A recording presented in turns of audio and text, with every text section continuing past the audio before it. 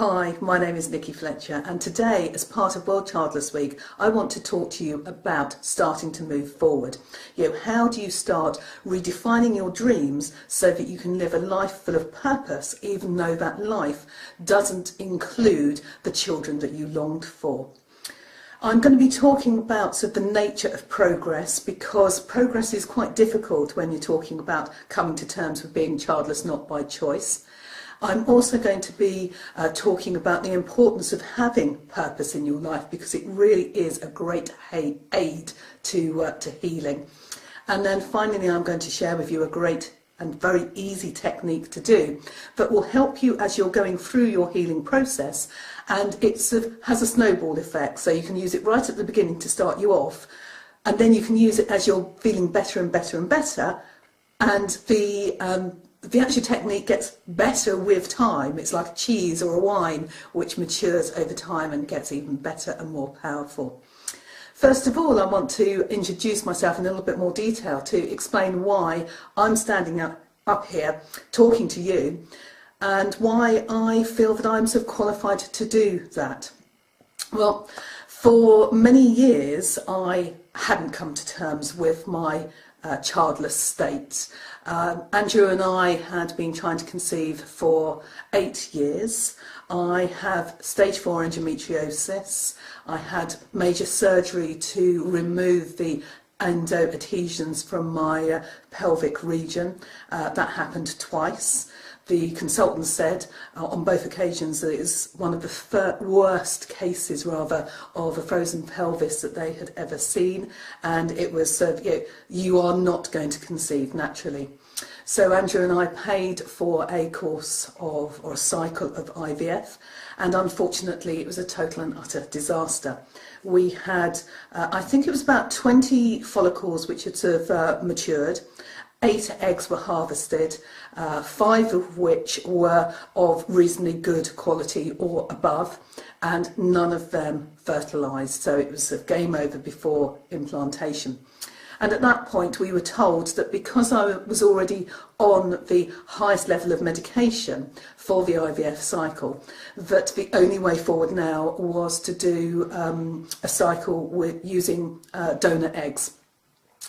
And we would have considered that quite seriously. Unfortunately, we had already used the money that we had to fund our first cycle. So we had to go away and just get on with life, really. And that's what we did. We didn't realise that we needed to heal at all. We just thought that, this is what's happened, get on with it. And for many years we didn't express our feelings. I mean, we would talk about things together, but it was quite superficial in a way. We weren't being proactive in trying to make things better. And a couple of years ago, actually a bit more than that now, about 3.5 years ago, I hit rock bottom. I joined a support group that was very helpful, and through that I discovered that I could write about infertility and the effects it has on me, and people were finding that very helpful because I was able to express what they couldn't express about it. So it made them feel that they weren't so alone and that somebody out there really got it. And I then thought, hang on a minute, I can do a bit more than this, because I've got a lot of training background. So I decided to start investigating whether or not I could do some training on proactive healing, and that's where we are now, if you like. I've got I've got over 15 years experience as a trainer and a creator of course material. I'm also a qualified life coach. I qualified 8 to 9 years ago, something like that, and I've found that all of the techniques that I've learned as a life coach can be in some way or another adapted to help people who are struggling to come to terms with being childless not by choice, and that's some of the information that I now draw on as I try to help people. So that's a little bit more about me and who I am. So let's go on with this, because you're here because you want to reclaim your life. You don't want to be defined by your infertility. It's what you have, it's not who you are. And you're wanting to see progress. And I want to talk to you just for a minute or two about what progress means to me. Now, for me, progress can be one of two things. It can be way in the distance. It can be the top of Mount Everest. That's what you are looking to achieve. However, when you think of progress as that, the end result, sometimes it can be too big to deal with. It can be too daunting.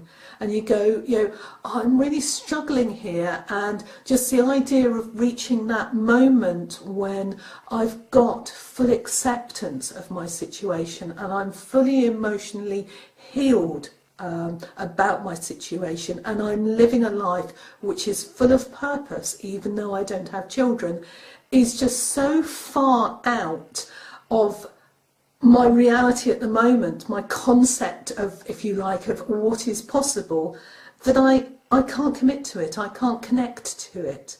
And that can lead you to giving up. So when I talk about progress, what I'm talking about is going through life at the moment where you're taking lots of little steps.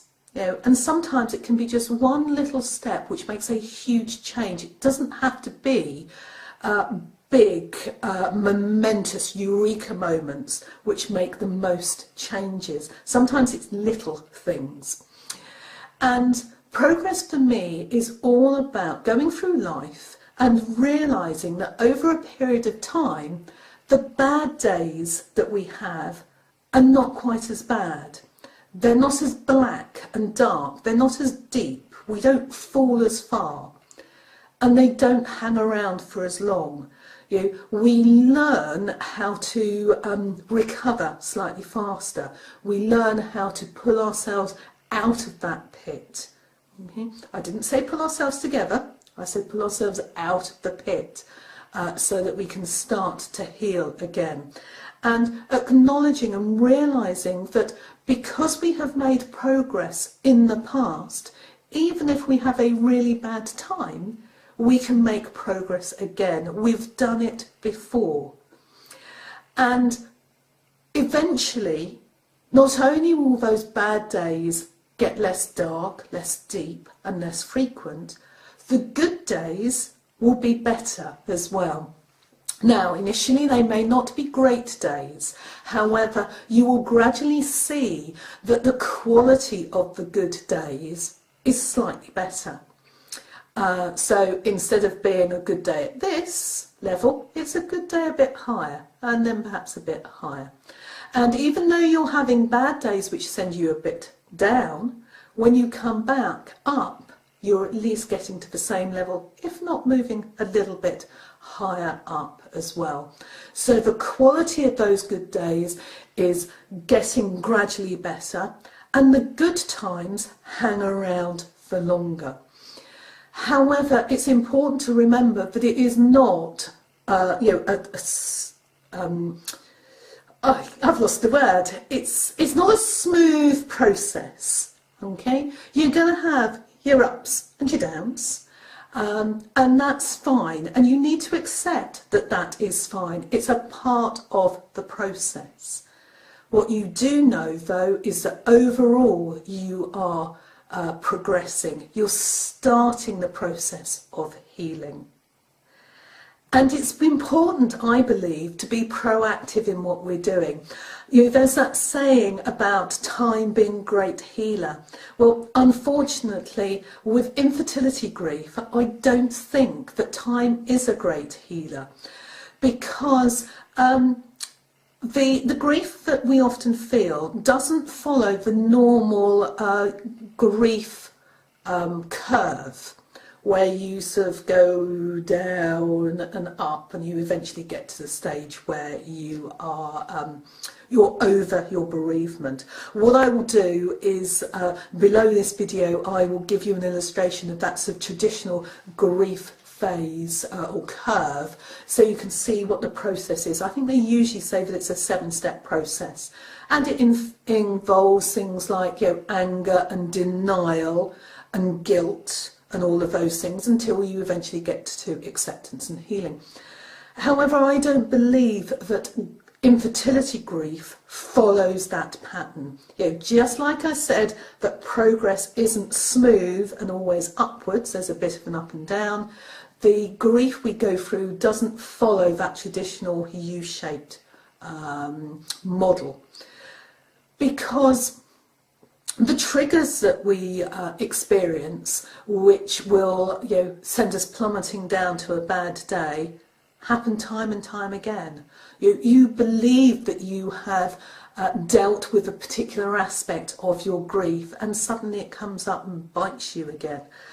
I had a really big example of this just over a year ago. We're in the middle of August now, 2017. April of 2016, so sort of, when we're talking about 16 months ago, something like that, I got a phone call from a girlfriend of mine. We've known each other since we were 4.5. She's almost like a sister to me. She's got 4 children, and although it wasn't done sort of officially, we've always considered that her eldest daughter was my sort of goddaughter. And this girlfriend of mine phoned up to say that this, her eldest daughter, this young woman now, was pregnant. And I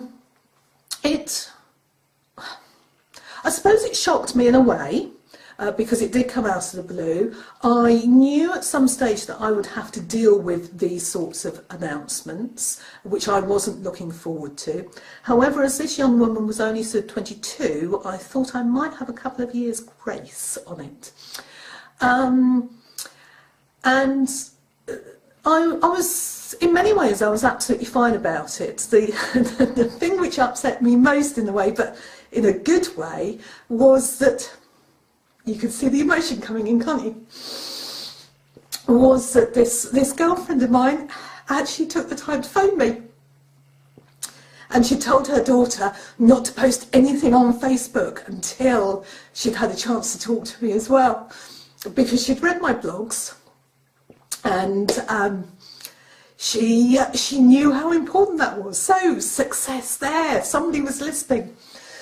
So anyway, yeah, I got a bit upset on the actual call, but as I say, it wasn't because this young woman was pregnant, especially as it's highly likely actually that she has endometriosis as well. So it's really fortunate that she has managed to conceive when she's young enough so that she could conceive.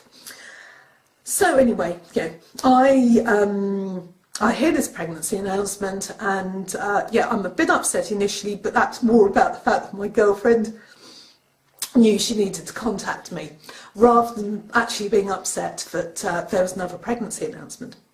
Time moves on, and the baby is born. It's a little girl. She was born in the middle of June, I think it was. And for a day or two, I'm absolutely fine. I'm fine with the photographs, I send my best wishes, etc., and I'm absolutely fine. And then I hit a brick wall, and I go plunging down. And this is because this particular young woman, the new mum, is the eldest of all of my friends' children. Now, I'm in a circle of sort of close friends and the siblings of friends. If you add all of those together, I'm in a circle of 20 people. My really close friends and their family, their siblings that I also know very well. And I'm the only one out of those 20 people who have not had children. A very small number of them have had 1 child.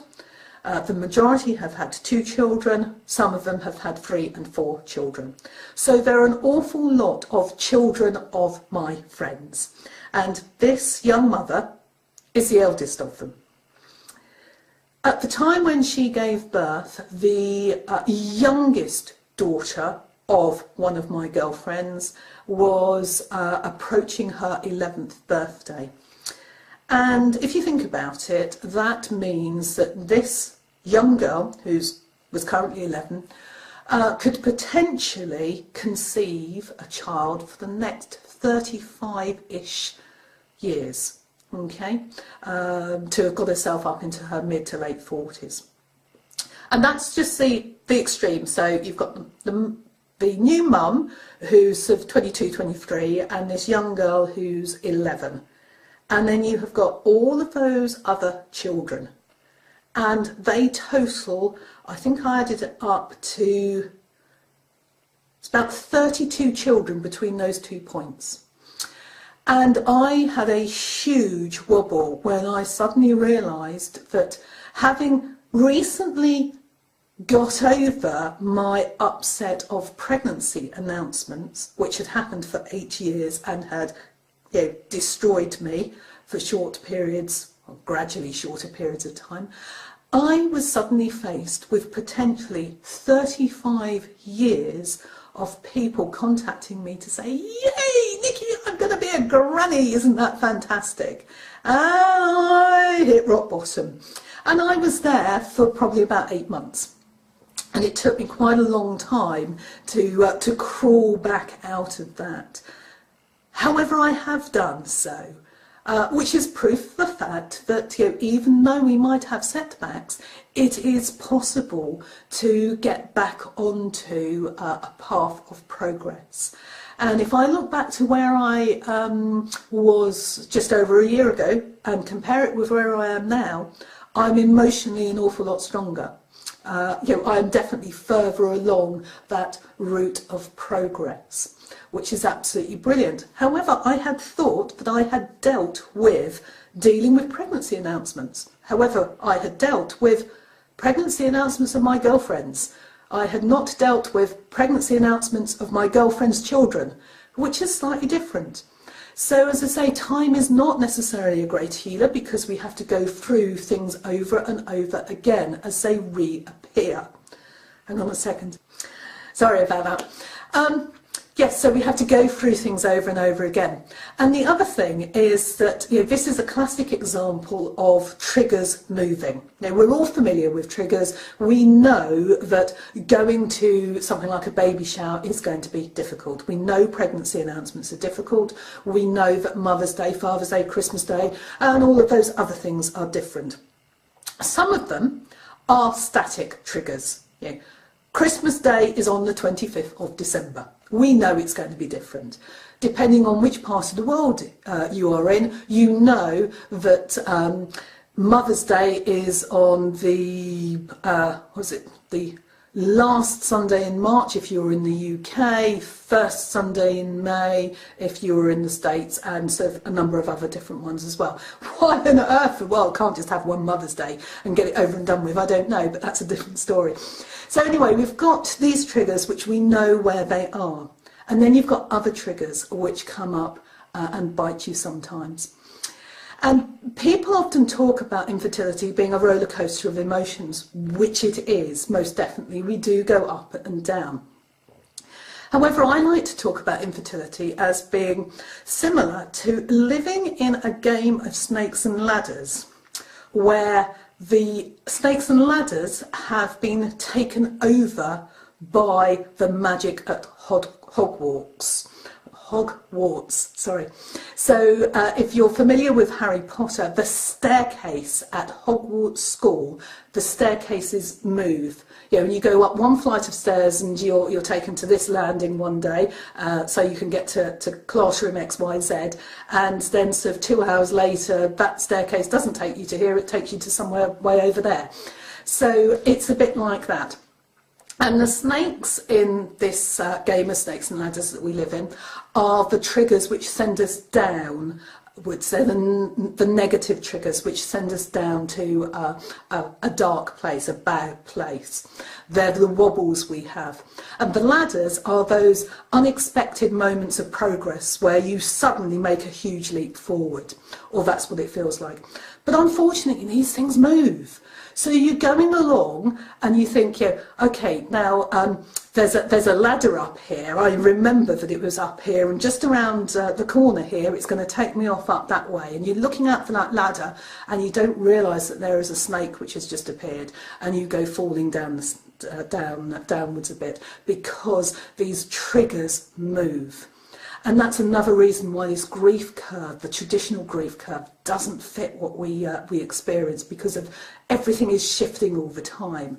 It's like your progress is built on sand rather than on a firm foundation, and that's what we've got to try and sort of stop. So that's a few insights into what I mean about progress, and as you can see, I am still very much work in progress. Things do still come up and bite me when I get emotional about things. However, I've learned to accept that that happens, and go with the flow as much as I can. And the other thing is that I've decided to share my videos even if I am showing emotion, because one thing is that it proves to you that I've been there, I've done that.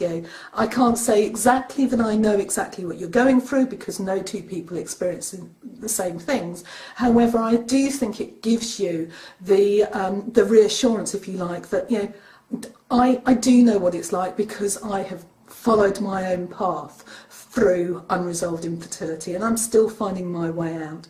And the other thing is that sharing these sorts of things when I'm still work in progress, I think is also good, because I get the sense that if I came to you and I was totally together and I'd totally got this all sorted, you might be sitting there thinking, well, it's okay for Nikki to say all of this stuff because she's obviously got it all sorted, but I'm not. I haven't, and reaching the state that she's got to is probably a little tiny bit outside my reach. It's going to take a lot of hard work, it's going to take a lot of money, a lot of emotion, etc., to get to where she is and be as sort of grounded and complete and happy, etc., as she is. Whereas by showing up and saying that I am still vulnerable, I'm still work in progress, means that perhaps you will get the sense that it's possible for you, because I'm not perfect, I'm still working at it, and what I've achieved is attainable for other people, and it's going to be work in progress for a long time, for all of us, I imagine. Now, in my introduction, I was saying that I would be talking about the importance of having a purpose in life, and that's what I want to discuss now. To sort of set the scene, I want to share with you a story. And it's a story of a woman who lived in an area which had just been hit by a major tsunami. And she had basically lost everything. Her husband had died, her brothers and sisters had died, the children that she had died. They'd all been killed. And her belongings had also been destroyed.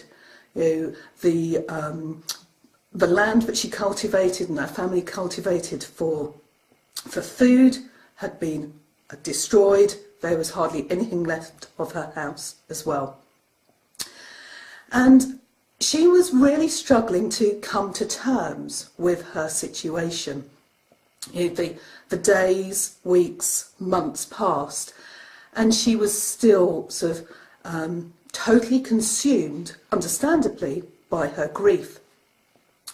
And she felt that she wasn't able to move forward because so many other people in the area were also in that sort of situation. So she didn't feel that she could go and talk to other people about her grief because they were grieving too. So eventually she decided to go and talk to the local sort of wise man or medicine man. And she explained the situation to him. And he said, I'm sorry, but I cannot guarantee that I will be able to help you to heal your grief. However, I think that I might be able to help you in part to make it better. But in order to do that, I need you to find me a mustard seed. And this mustard seed must be from a house that has known no sorrow. So she thanked the wise man, and she went off in search of this special mustard seed that would help her to come to terms with her grief. She visited all her neighbours, not having an awful lot of hope that she might be able to find that special seed. And she explained the situation, that she needed to have a mustard seed. And they said, oh yes, we've got a mustard seed you can have. You're here, take them, with pleasure. And she said, with some trepidation, is this a house that has known no sorrow? And they looked back to her and said, no, I'm sorry, it's not. In the recent tsunami, my wife, my husband, my father, my child died, whoever it was. So she would thank them for the offer of the mustard seed, but explain to them that it had to be a mustard seed from a house that had known no sorrow. She then started to widen her search, so she didn't just talk to people in her own village, she went to other villages as well. And the result was always the same. Yes, they were very willing to give her a mustard seed. It was such a small thing to do to help. And yet, when she asked about the fact, or to clarify, confirm that the house had known no sorrow, they all said, I'm really sorry, we have. So this mustard seed won't work. She was wondering what to do, and when she suddenly had an idea of going and talking to the Lord, if you like, of the region, because he lived in a big house quite a long way away from the coast, and the house was on the top of the hill. So she was hoping that that house hadn't been destroyed by the tsunami, and that all of his family was safe. So she made the long journey to go and talk to the Lord, and she was given admittance to talk to him, and she explained her situation, the fact that she had lost everything in the tsunami, and that the wise man of her village had said that he could help her a bit if she could give him a mustard seed. And he said, dear woman, take all of the mustard seeds I've got if it will help you. So she thanked him and said, I just need to check, Lord, have you known sorrow? Because this mustard seed must come from a house which has known no sorrow. And she was really hopeful at this stage, because as she had seen in the buildings, in the rooms of his house, there was no damage. The surrounding gardens and things, there was no damage from the tsunami. So she really thought that she was going to be lucky this time.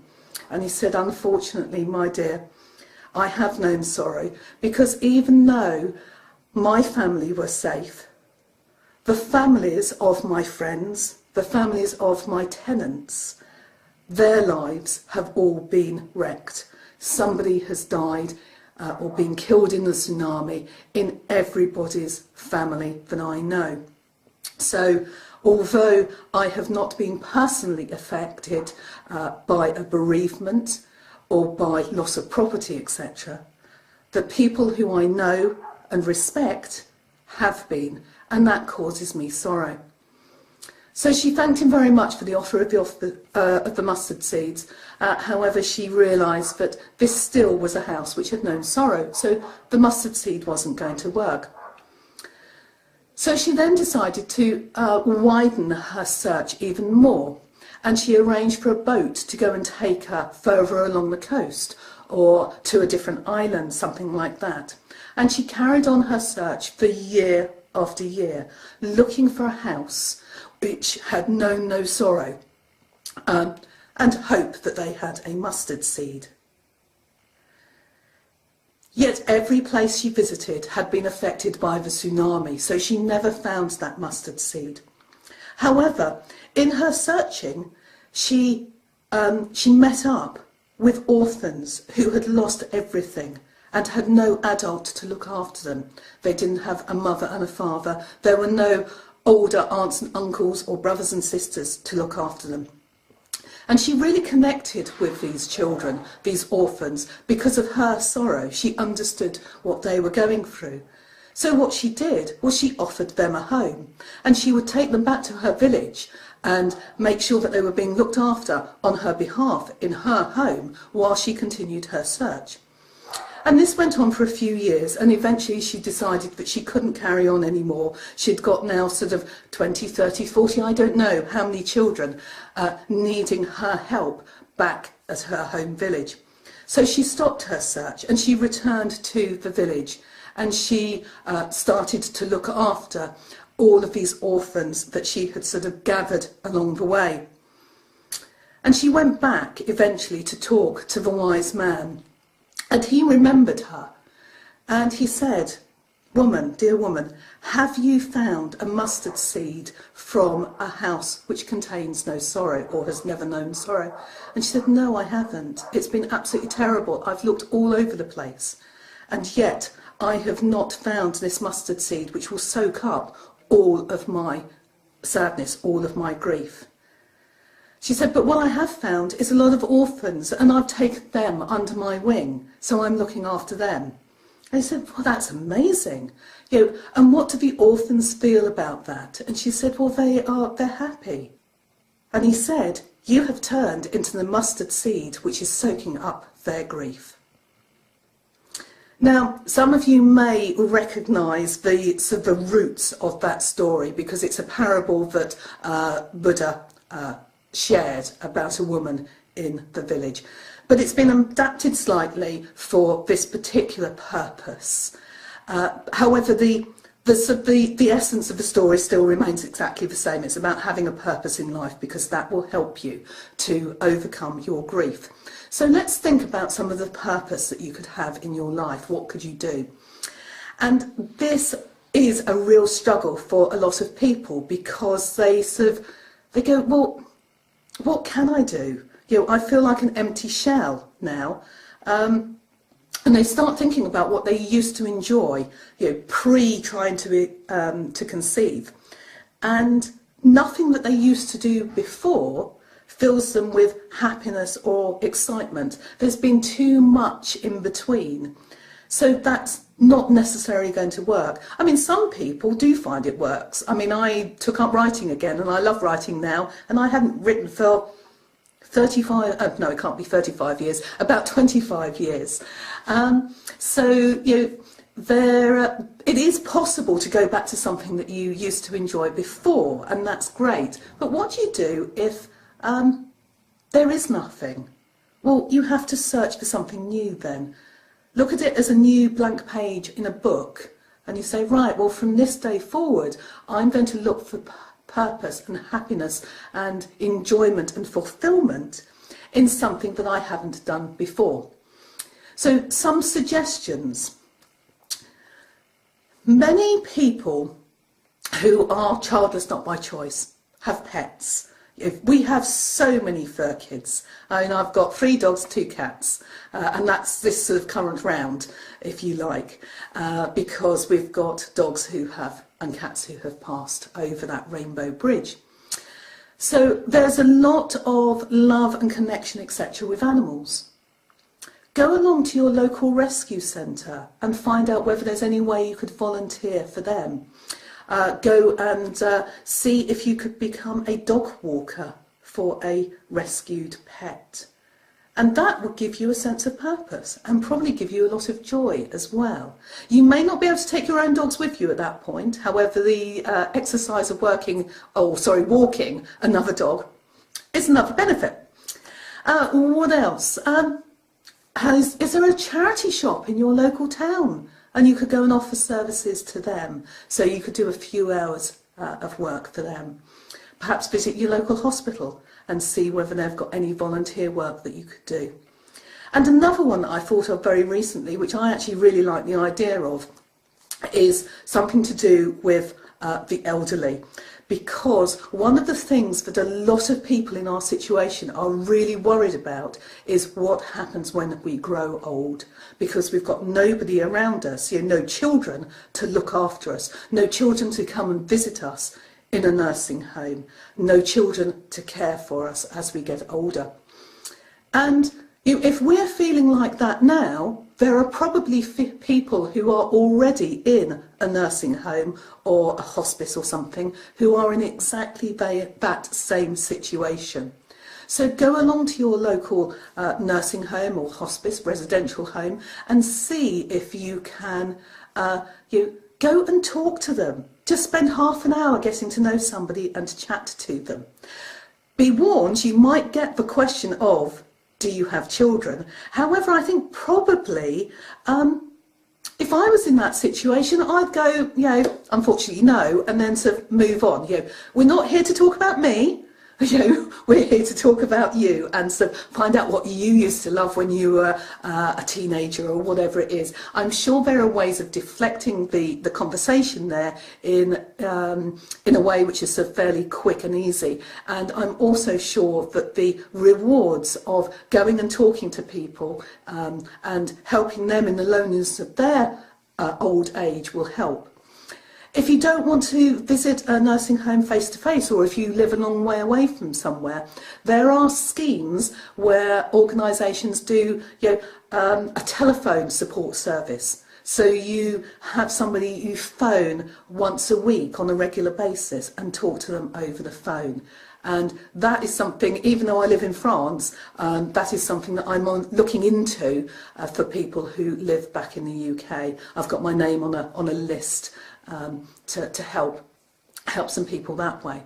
So there are things that you can do to help you heal, because you are looking outside your situation and you are helping other people, and that is a huge benefit to you.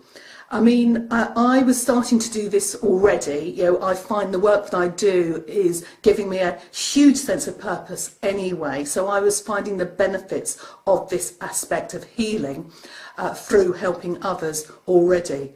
But I tell you that, well, it's not just the week of World Childless Week, but the 3 or 4 weeks beforehand, when I was helping Steph in the preparation to it, my sort of healing from that point of view has gone stratospheric, because I've got such a purpose in life now, which is wonderful. And even though you may only do something very small, such as walking a dog from your local rescue centre, it's the start. And that's what we're looking for, is that start. Because once you start, it becomes a snowball effect as well. It gets bigger. And that's why I want to share with you this great technique that will help you to tap into into the feelings of feeling a bit better today, and using it to help you to feel a bit better tomorrow, next week, next month. And it builds and builds and builds, which is fantastic. And this is all about anchoring positive emotions to a particular action. And it's very easy to do. So just follow what I'm saying, and sort of sometimes I'm going to ask you to close your eyes, other times you need to be looking at the screen. Now, the first thing I want you to do is decide which combination of actions you are going to anchor the emotions to. It wants to be something quite subtle. So you don't want to be putting one hand over here and one hand, and I can't reach, but you can just about see my fingers twiddling. I'm not flexible to do that anymore. But you don't want to do something like that, because that is quite difficult to achieve and it's not very subtle. And sometimes you need a little bit of boost without showing anybody else what you're doing. It also needs to be something that you don't do naturally. So in many cultures, quite often people do that as a sign of okay. So you don't want to use that, because you could be using that for other things as well. And the other thing I want to mention is that at the tip of your middle finger here, you've got the pericardium. I've got to remember what the word is. Pericardium. You've got the pericardium meridian. And this is a very important healing point in traditional Chinese medicine. So it's a good idea to use that as your point, because that is very important, very significant whenever you are talking about energy work and traditional Chinese medicine. So that's a very good one to use. So perhaps thumb to middle finger, or two middle fingers together would be a good one, because even though that looks fairly obvious to you now, you could actually do that on your lap or behind your back and nobody would notice what you're doing. So that's the first thing. You decide what action you are going to anchor these emotions to. So pause for a moment and decide what you're going to do. Okay. The next thing I want you to do is think of a time when you were calm, relaxed, happy. I'd like you to close your eyes and think of that time. Really connect with the emotions, that emotion of happiness, that emotion of calmness, perhaps the emotion of love because you are with your partner or somebody else that you care for a lot. Really connect with those positive feelings. Think about what you can hear. Perhaps you are out at the park or by the sea and you can hear birds singing, or the sound of water, sound of the waves. Perhaps there are smells that you can associate with the memory as well. Think of those and do whatever you can to make the memory of that positive, happy, relaxed experience as bright and colourful as you can. Open your eyes. Think about a book that you've just recently read. What was it titled? What was it about? What did you like about it? Now close your eyes and go back to that moment in time where you were calm, relaxed and felt love. And this time, as you are remembering all of those emotions, all of that positive love, those positive feelings, I want you to push your fingers together. I want you to use that action you thought about. And as you push your fingers together, I want you to intensify those feelings of love, calmness, relaxation, happiness. Push the feelings into your fingers. Really connect the positive feelings you've got with the action that you are doing. Open your eyes. I'd like you to think about a lovely meal that you had. What did you order? Was it your favourite dish? Did it live up to expectations? I'd like you to close your eyes again, put your fingers together and step into that positive memory again. Surround yourself in the love that you felt. Surround yourself in the happiness that you felt. Bring in the memories of what you heard and what you smelt too. Perhaps what you saw as well. Make all of those positive feelings as deep, as rich, as intense as you can, and push those fingers together. One last push of those fingers and make those feelings as intense as you can. Really feel the positive energy flowing around your body and tingling in your fingers that you are pushing together. And then open your eyes. Welcome back. What you've now done is you have anchored those positive emotions to whatever action you decided to use. So, a couple of weeks' time, you go along to a social event. Somebody asks you that dreaded question, do you have any children? And you go, and you start feeling sort of anxious, worried, upset, angry, etc. Push your fingers together and you will get a flood of those positive emotions coursing through your body to help you through it. Now, what you do need to remember is to top it up occasionally. So, you go to something, an event, perhaps you go to a friend's wedding, and you have a wonderful time. You know, no triggers at all, you're there in the moment, you're so happy for your friend, and you've got lots of really happy emotions. Close your eyes, anchor them to your action. So remember to keep it topped up, because the more you keep it topped up with new positive emotions and happy memories, etc., the more powerful it will be for you, and it will be there when you need it. What you don't want to happen is you're really struggling, you go and press in the emotions, press the fingers together, and you haven't topped it up for so long, the tank is empty. So keep on topping this up. Okay, I hope that you find that one really useful. I know that I do, and I use it a lot. I hope that you found this video about moving forward and starting off that process of redefining your dreams so you can live a life full of purpose, even though that life doesn't include having the children that you longed for. Interesting and useful. I hope it's given you some ideas about how you can kickstart your healing process yourself. Remember the importance, though, of having a support group. I've not mentioned that really at all in this video. In fact, I don't think I've mentioned it at all. It's the first time I've done it. But it is so important belonging to a support group of people who understand exactly what you are going through. Because we all might have had different journeys. We might be there for different reasons. However, we do get it.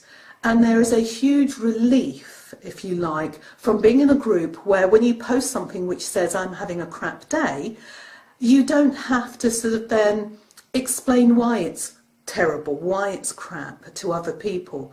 And you don't have to justify any of your feelings, because everybody else goes, I may not feel exactly the same way as this, however, I get it. And people are so supportive. And it's amazing the friendships that we can develop as a result of that. There are people that I met who I thought, yeah, I could probably be quite good friends with them for a while, for a long time. Now that I've connected to them with a deeper meaning, with a higher level, I know that they are going to be really good, close friends for a long time to come. And that's all because of belonging to a support group where people get it. So I really hope that this has been helpful.